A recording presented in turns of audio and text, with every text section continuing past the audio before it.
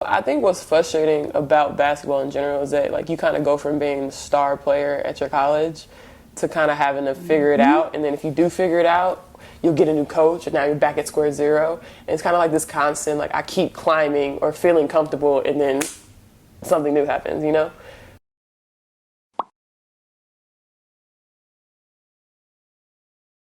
Hey guys, welcome back to Check Up, the series where you get to know your favorite WNBA players. And today I have the probably arguably the most interesting player in the WNBA. Flattering. Center for the Dallas Wings, Imani McGee-Stafford. How are you? I'm good. I'm excited to be here. Thank you for joining me. I really appreciate you taking a little bit of time to come out here. I have to start by saying that you're probably for sure the most unfiltered Twitter account, social media account over mine. I think it's like you, then like me, and then maybe like Liz Cambage is probably up there. Liz is definitely up there. Liz drops like halfway news every day. Right? So, anytime someone's like, hey, you're doing a little, I'm like, go to Liz's page. Liz, yep. Yeah, so I feel like we're in the top 3 right there. Quality. Like, so that's saying a lot. I appreciate you're definitely one of my favorite Twitter follows for sure. I think that's actually like how we started like interacting with It definitely is, because between the trolls and just overall talking smack. Yes. Yep. Yes, we have that connection, man. Quality. But let's start off by talking about this season. You got traded from Atlanta to Dallas. Did you have any kind of hint that that was going to happen, or did it just kind of catch you off guard? So it was like 50-50. Like, so this was probably the first camp where I was just like, yo, I might get cut. Like, I've never been uneasy in camp like that. And that's probably like my privilege of being 6'7". I've always been like, yo, all right, we're going to come in, we're going to fight for a spot. But this year I was like, yo, I really might not make this team. And like literally maybe 2-3 days before the end of camp, I just walk into practice, and it's so funny how it happened, right? Because I'm always early to practice doing pre-shoot and whatever, but my mom was in town because we were doing some preseason games. So I was just chilling, like strolling in, like whatever. And I get there, my mom goes and sits upstairs, and my coach is like, the coach and GM are like, hey, let's just talk to you. I'm like, okay, hey. And they're like, so we just traded you. And I was like, oh. Okay. Well, thank you for your time. I was just like, okay. And like I go back and I'm like, can I say bye to my teammates? And I'm like hugging them in warm-ups. They're like, what are you doing? And I'm like, yo, I just got traded. They're like, what? I'm like, yeah, so bye. So yeah, it was just kind of like that. And it's funny because my agent had just called her the day before and she didn't answer. So I literally called my agent like, bro, did you know I got traded? And he was like, what? Like no idea. Did like that feeling that you already had, kind of that you weren't going to be there, make it easier for you, that moment? Did it made that like a little bit easier? Yeah, I guess. I mean, it's a part of the game. Like, I've been traded. This is my second trade. I played for 5 coaches and 3 teams in 4 years. So like, I guess I'm a journeyman. So I'm kind of used to it. I'm a very routine person, so it was just super frustrating because I have a house in Atlanta that I own. I had like my own strength coach and we went every day. Like I had like the perfect routine. So like getting that part was frustrating, especially because I'm like, we could have started the season like this. Like we already knew it was good. Like, but you know, I'm blessed that I didn't get cut and I got traded. So I was excited for new opportunity. And then this off season, you were playing in China and you got cut in China as well. But you kind of came home and you really like kicked it into a higher gear after that. How did that affect your mentality going for the rest of the off season, being cut in China? So I think what's frustrating about basketball in general is that like you kind of go from being the star player at your college to kind of having to figure it out. And then if you do figure it out, you'll get a new coach, and now you're back at square zero. And it's kind of like this constant, like I keep climbing or feeling comfortable, and then something new happens, you know? So like going to China, like this was the first year I got my own contract because I've been doing half seasons before, but it had a cut clause in it. But I was like, I'm good, like don't even worry about it. So I'm doing, like my first 3 games I had 40. So I'm like, I'm straight, like I'm good. And then they're like, we don't like the way you play. And the crazy part about it, like I didn't do this contract with my agent, I did with my mom. And my contract was so backloaded. And I'm the type of person, like, if it ain't money that I know, I won't go for it. but my agent had just got sick. I didn't have a good season, so I was just kind of like antsy. So I was like, you know what, whatever, I'll take this deal. Like, we good, let's go. And like, lack of better judgment, because I didn't know the dude that I was working with, and it ended up being mad shady because I was over there kind of by myself because my mom didn't really have any context over there outside of him. He was busy trying to replace me, so he didn't care about what I was doing. And then they was holding my money, and my contract was so backloaded that they would have owed me like another $150 the way I was playing. But they had that cut clause, so they couldn't afford me. It wasn't even about how I was playing, because I'm like, bro, like, I'm killing. Like, ain't no way they gonna cut me. Like, I'm killing. And all the teams were like, yo, like, are you hurt? Because they stopped playing me. And I'm like, no, I'm cool. And so that was probably the biggest lesson of, like, you could do whatever you want to do. You could do everything right. But if it ain't in the cards, like, it ain't yours. You know what I mean? Especially overseas, because it's really hit or miss. You never know what you're about to get into. You know what I mean? Like, unless you talk to somebody beforehand and they've been in the situation with the same coach and the same GM and everything, pretty much the same situation, you really don't know what you're about to get handed. And they picked somebody up that didn't average as much as me, played way worse than me, but she cost like a fourth of what I was making. It happens. You know what I mean? So that was probably like the mindset of like, okay, like, I wasn't out here wilding. I really was working hard. I really was playing well. So like, I can sit in the fact that I did everything I can control, and it did work out. So when I came home, I'm like, man, I really just want to make sure that I'm coming into this season focused, and like, there's no excuse, you know? So you came home and you were working out like crazy, and you did the Harvard Business Crossover Program. Yeah. And so from my understanding, when you do that program, you kind of are like going through you're working with somebody like a mentor, I guess, and then you like go through the program and you're trying to figure out a business that you may be interested in starting. Yeah. So what were you looking at to start, or was there something that you've been working on? It's really cool because, like, so you start on campus and you'll come and you'll sit through a Harvard MBA class, meet everybody, and it's like a group of, like, I had ballet dancers, I had UFC fighters, I had some NBA players. So it's a nice group of, like, a mixture of professional athletes. And then you get 2 mentors that are current MBA students, and you kind of can use them for whatever you want to. So some people were interested in real estate, so they got the student that had been in real estate or done that. Some people were, like, for me, like, I just started my nonprofit, or at the time I was starting my nonprofit, so I'm like officially up and running technically now. And so I just wanted to, like, get help, right? Like, I'm like, I don't know anything about it. Like, so all of my projects and, like, the case studies I did were tailored toward nonprofit management. While, like, my friend Spencer did it, and he has his own shoe company, so everything they did was about him running a business, you know? So it's kind of what's cool, because you have somebody that's been in the shoes and done it, kind of just guiding you through and giving you the information you need. All this aside, you really are like, this woman is like the jack of all trades. You dabble in a little bit of everything. So you already started your nonprofit. Yeah. You play basketball. You are also a poet. Yeah. So when did you get into poetry? Poetry, I started so when I was a kid, I thought I was going to be the next Alicia Keys. And, like, my whole family sings, and, like, I used to write songs, and, like, I had the name on my cover of my album, all of that. Like, I was ready. And then, like, 7th grade English, we studied poetry, the Diary of Anne Frank, and Tupac. And that changed my whole life. Like, I stopped writing music. Like, I just started writing poems. And, like, I, like, grew up in an abusive household. And, like, for me, even though I'm super talkative and bubbly now, like, I couldn't express what was happening to me. But anytime I wrote something, people wanted to know. Like, people wanted to listen. Like, I could get my dad's attention if I wrote something. Like, hey, I just wrote this. And, like, his favorite line was, "It's well written, but morbid." Like, all of the stuff I wrote when I was younger was super dark. And so for me, it just became a way to get attention or, like, express, like, anything I was going through when I felt like no one was listening or I couldn't talk to anybody. And as I got older, it became, like, a community.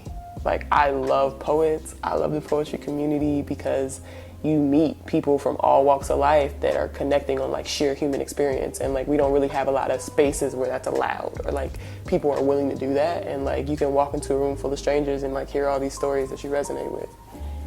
Then the beginning of last year, you published your first poetry book. Yeah. Notes in the Key of Heartbreak. Y'all, if y'all have not bought this book, I believe I got it at Barnes & Noble online. I think it's on Amazon as well. Go buy it. It is so good. Oh my gosh, my heart. At the beginning, in the intro, you talk about how you had this plethora of poems that you've written, and you probably had enough for years to publish an actual book. What made beginning of last year the right time to finally put this out?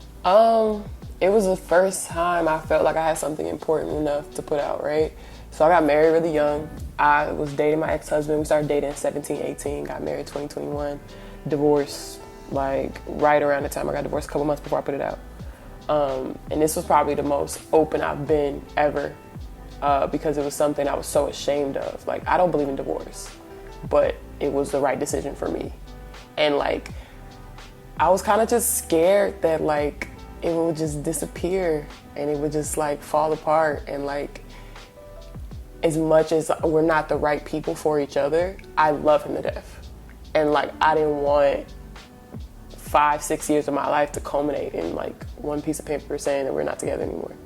So like, a lot of it was just me working through stuff in my like own way and like forgiving myself for making those decisions, but also learning so much. Like, I realized a lot about myself because I've always had a boyfriend. Like, I've always had a person. I've always been very attached and like quantified, I guess, myself and my self-worth through that.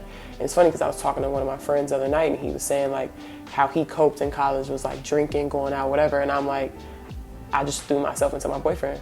Like, the craziest part about putting out this book and like that kind of 6-month process of doing it and publishing it and just having something that was mine that I published was seeing all the energy I had put into my relationship put into myself. Like, I was like, yo, I could have been so much farther along had I been putting all this energy into me this whole time.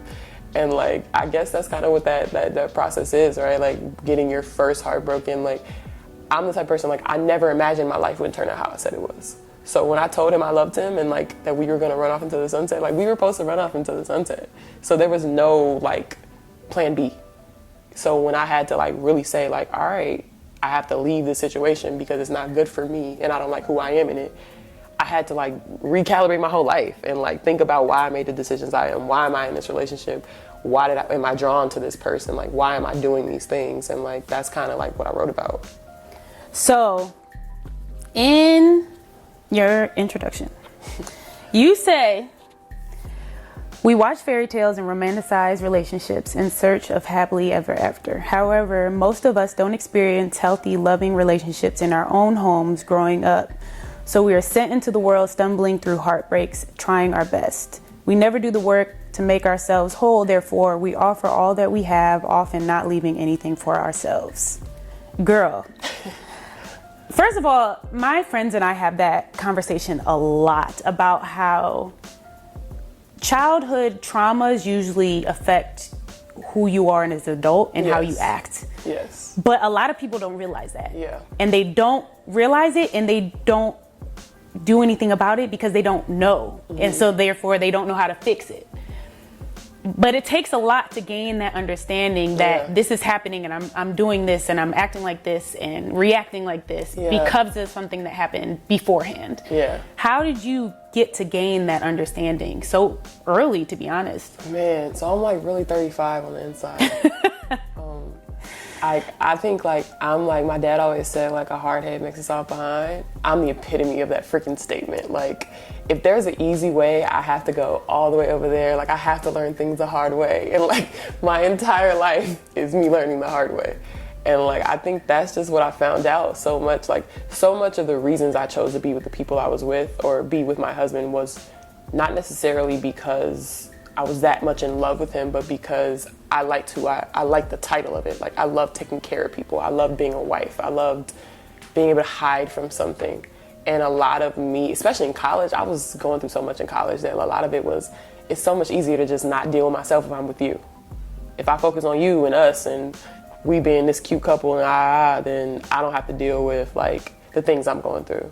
And a lot of that for both of us was that. And I think that happens a lot when you're young in general, just because you don't know better. You know what I mean? Yeah. Like, you don't really know yourself. Like, you don't know the things that you want. And like, my mom always says, like, you don't know what you don't know. Yeah. And I hated that saying. And then like, it literally happened. It's so true though. Like, it makes when you get older, it makes a lot more sense. Like you don't know what questions to ask or like what things to talk about. And like looking back, I wish I would have been a lot more adamant about certain things, because I'm the type of person that kind of like will blend into something once I'm really for it, if that makes sense. And like I wish I would have stood up and been like, no, like I really want to do premarital counseling. Like I believe in this. I think this is important. And instead I was just kind of, okay, we don't have to do it. Like, you don't want to do it? All right, you know? And like, I think little things like that, I probably could have paid more attention. The book seems to kind of go through the timeline of like maybe your relationship before you got married and then getting married and then getting divorced. And I know that you are very just vocal about your life. You don't hold anything back. You're extremely transparent, which is something that I love about you. But I felt like reading it, I identified it because I've been through a bad breakup with a very long relationship. And so I identified it, but it felt like reading this was like reading what I would tell my best friend of like my most intimate and like closed feelings. And you let them all out. Yeah. Was there any moment where you were nervous about putting out? Hell yeah. And having that vulnerability? Yes, and it's so crazy because like my whole life, like darkness, everything, trauma, all of that is on the internet. And that was the scariest thing I've ever done. And like I sent it to him when I did it. Really? Yeah. Did you get a response? Not immediately. And we finally had to sit down in maybe 6 months because like we just had to get our names off of certain stuff. We still had stuff at the joint accounts and stuff like that. And he was like, I finally read it. And he was like, you're right. And I never thought I would hear like any of that. And we're not like cordial or best friends or anything, but like hearing him understand like, yo, I'm happy you made that hard decision for us because we weren't ready. Like just kind of like rubbed my heart bone a little bit. Yeah, that, man, I wish I would have heard that. You know what I mean?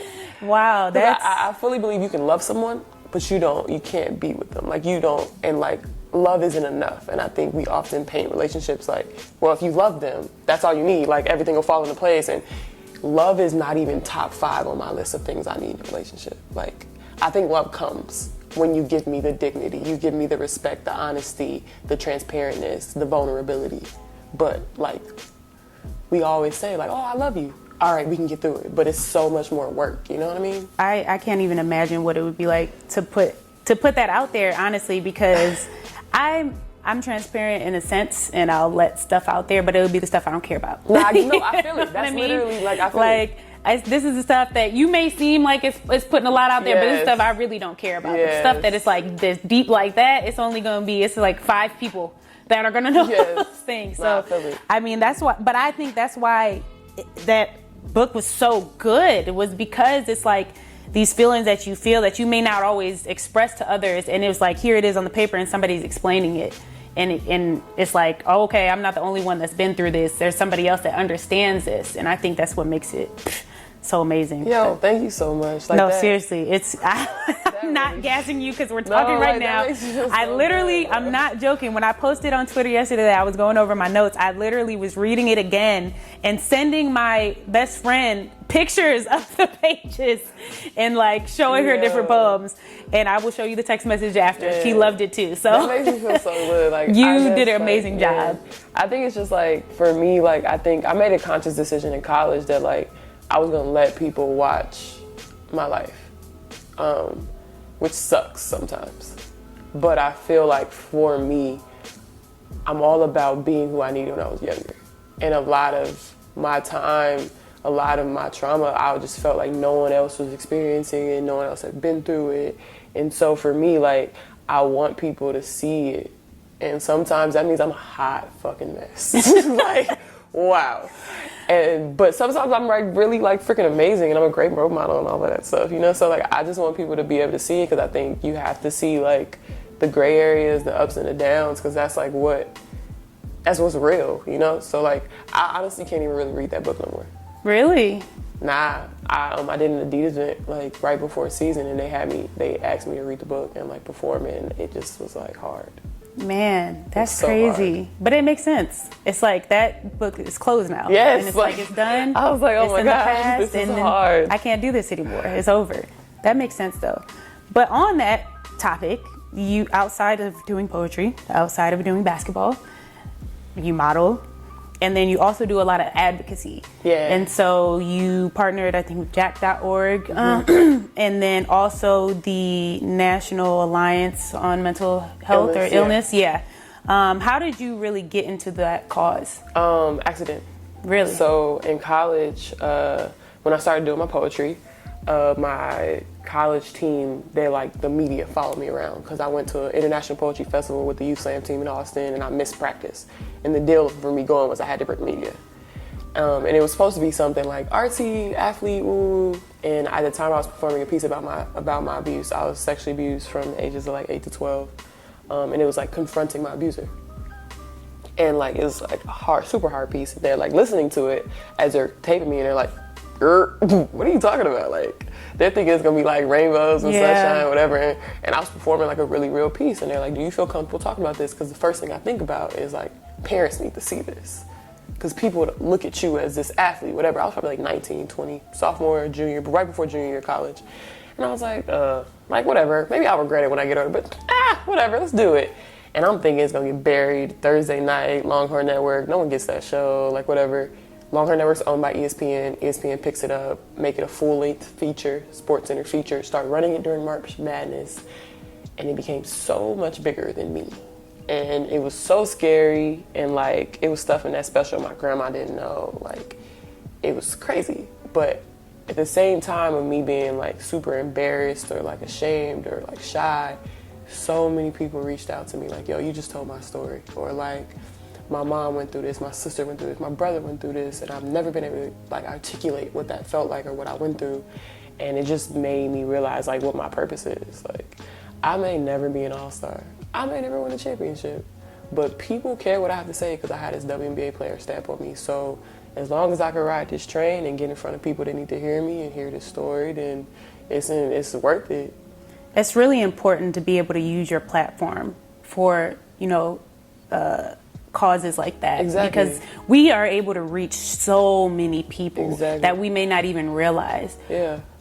In the end, what are your goals with speaking out about mental illness or spreading more awareness about it? Yeah, so I think that we have this stigma around mental health as a society, and we only see mental health, mental illness when someone's super happy, they don't cry, life is perfect, or they're jumping off a bridge.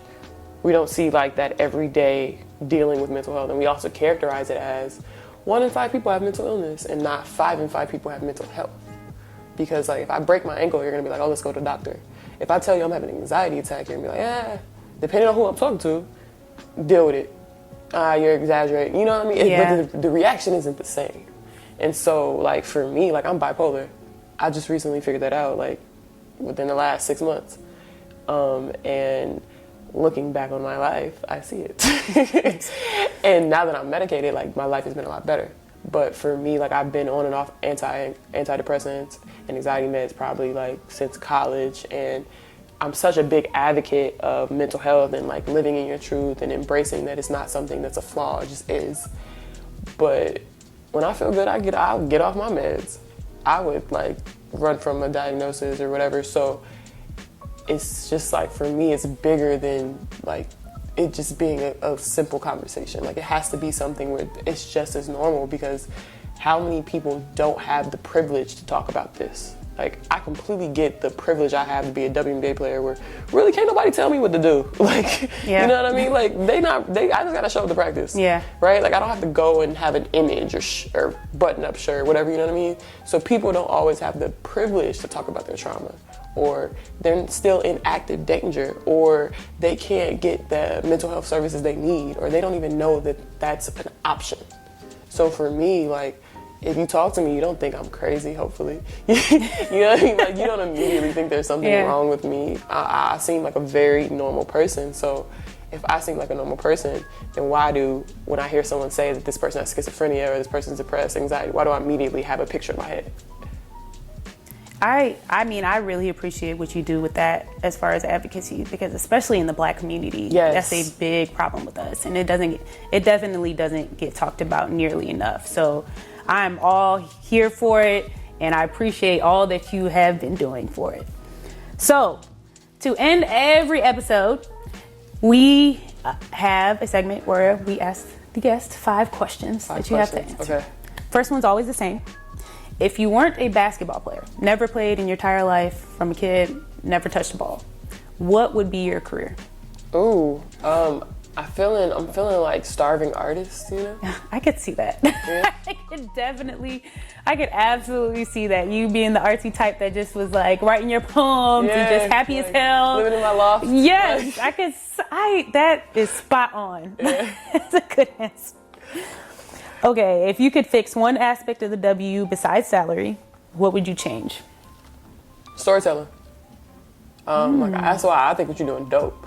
And I try to do it. I don't got time for it.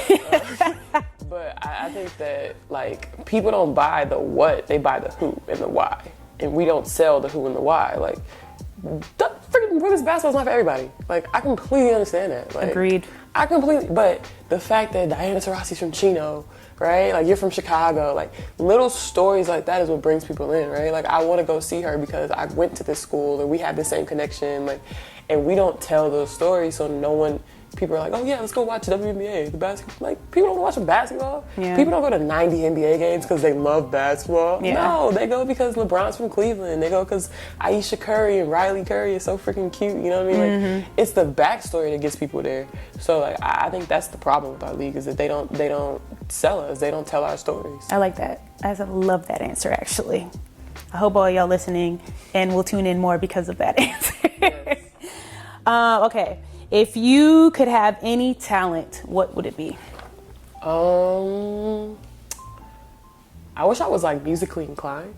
Man. Like, yes. I think people that can play the piano or, like, guitar, that's so dope to me. Like, Yeah. I could sing a little bit, but, like, that's not cool. Like, I feel like just being able to, like, break out a violin randomly is just, like, that's a talent. Mine would definitely be singing, because if I could sing, you couldn't tell me nothing. I think that's why God didn't do it for me, because he already knew. My head would be so big if I could sing. Like, oh my God, I would be the chick that would be just like singing all the time. For no reason? Randomly. Yeah, like just to show out, go to karaoke and just be singing. Like, I would be such a jerk. Okay, Space Jam 2 is coming out soon. You can get the power of the Monstars to steal talent from any WNBA player, past or present. Who are you picking? Tough. That's tough. Right? I get somebody every episode with a question. Yeah. Every episode I get somebody. That's tough. Oh my God. I'm gonna probably go with Tina Thompson. Oh, I like that answer. Tina's a boss. Yeah. Tina's definitely a boss. I was gonna say Lisa, but Tina had a little bit more, Yeah. jazz in there. You know what I mean? And that 3, man. Yeah. She pulling up from like half court with it. Exactly. Ridiculous. All right, last question. You hit the lotto today. You have access to anything you like. What would be your perfect day? You could do anything you wanted. What would your perfect day look like? Man, so I got this Disney World debit card. It got like Goofy on it and Mickey and Minnie, and everybody makes fun of me when I take it out, but I'm like, one day I'm gonna go to Disney World and I'm gonna get all the little extra perks. Like, right? Everything. Yeah, like I ain't did it yet. So I think I would just like spend 2 days going to all the Disney, like everywhere. Now, would you like I want to go to like buy every it out? Disney one.